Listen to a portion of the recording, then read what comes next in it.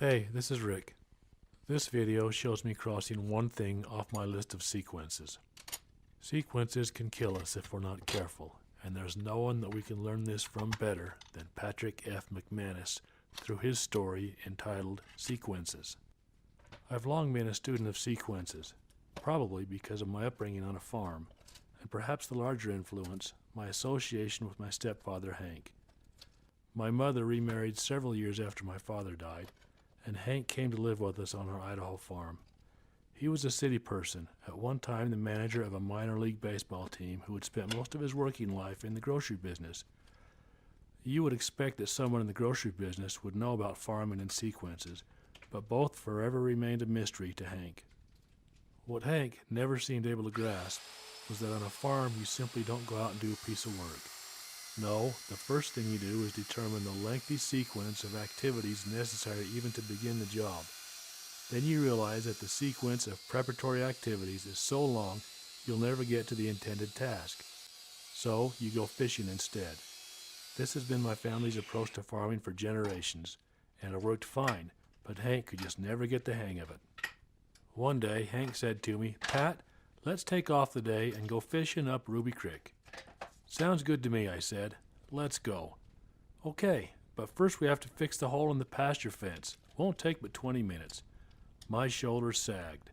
"Hank," I said, "either we go fishing or we fix the fence. Which is it?" "Both," he said.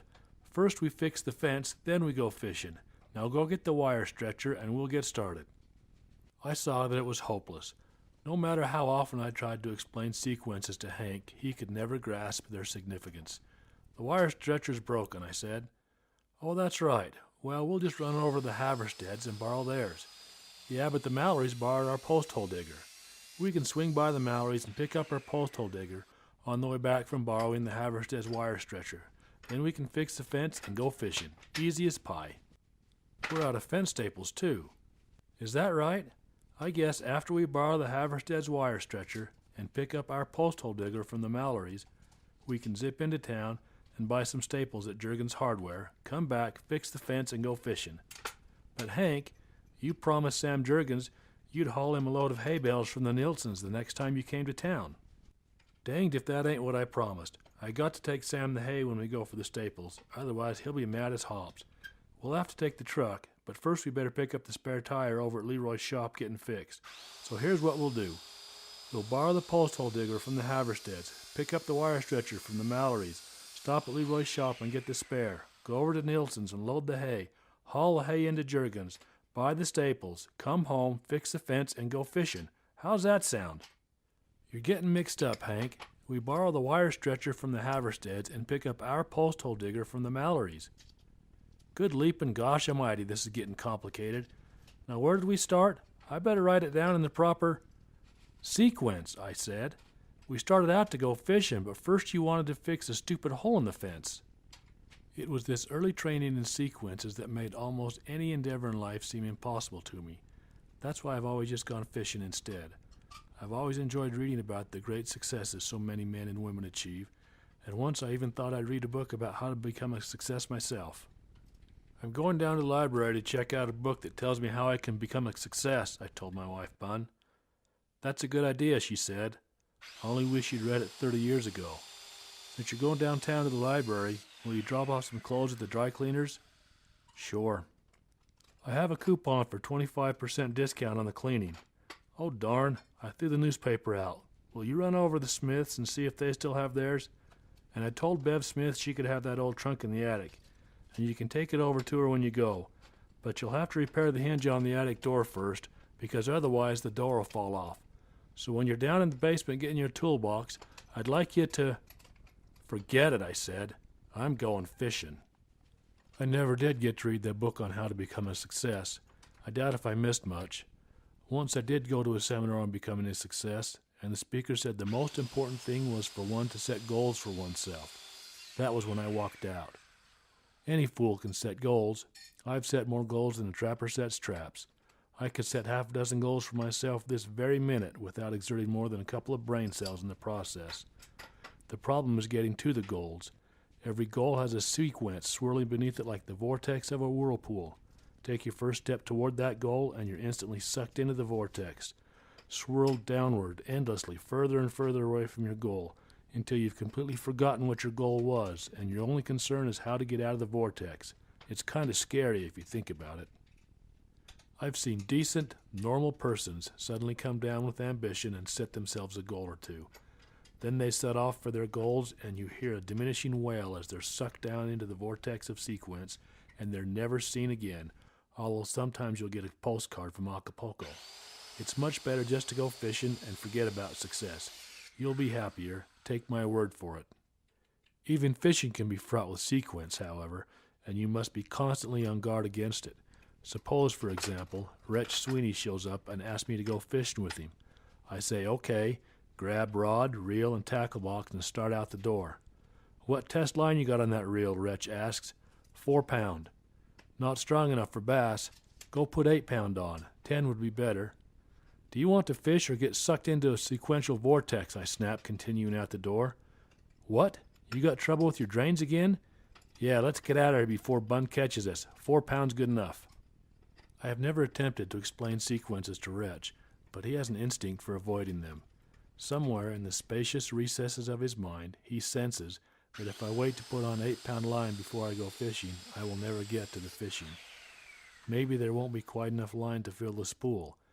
Then I'll have to wind the line off the reel spool and back onto the stock spool. Next, I'll have to find some line to back up the 8 pound line. After that, I'll have to go to Gary Sosey's Hook, Line, and Sinker to study the knot for tying 2 lines together. But then I'll remember I loaned the book to my next-door neighbor, Al Finley.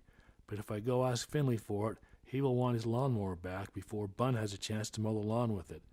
Thus, I will be forced to mow the lawn myself, then return the lawnmower to Finley, get my book back, study the knot, tie the 2 lines together, and wind them on the spool. By then it will be too late to go fishing. It's better to take my chances with 4 pound test. If you are ever to achieve any happiness in this world or know a moment's peace, you must learn to view any undertaking not as an isolated event in itself, but as a starting point from which you work backwards through endless sequences. The happiest man I ever knew was my old mentor in woodcraft, Rancid Crabtree. Rancid understood the necessity of avoiding sequences. You can't go chasing life all over tarnation, he was fond of saying. You got to sit back and let it come to you. Stay in one place long enough and most everything will come by at least once. It didn't make sense to me either, but the point is, Rancid was the happiest man I've ever known. Faced with some monumental task or dismal but necessary chore, he didn't sit around whining or cursing his luck. He just squared his shoulders, set his jaw, and said, "This dang nuisance can take care of itself. Let's go fishing." The man knew sequences.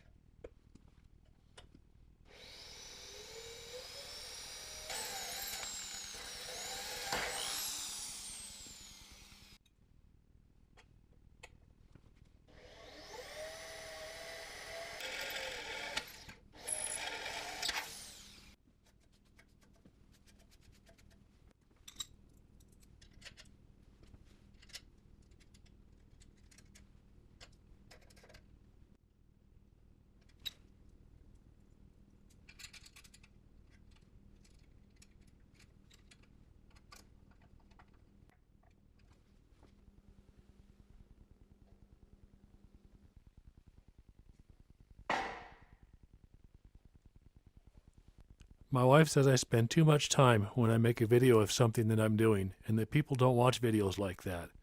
Help her understand that people enjoy watching videos of something being made or someone doing something by first subscribing to my channel. It's easy. Just click on the gray, green, and orange icon in the lower left corner. And then by sharing and liking these videos. Thanks.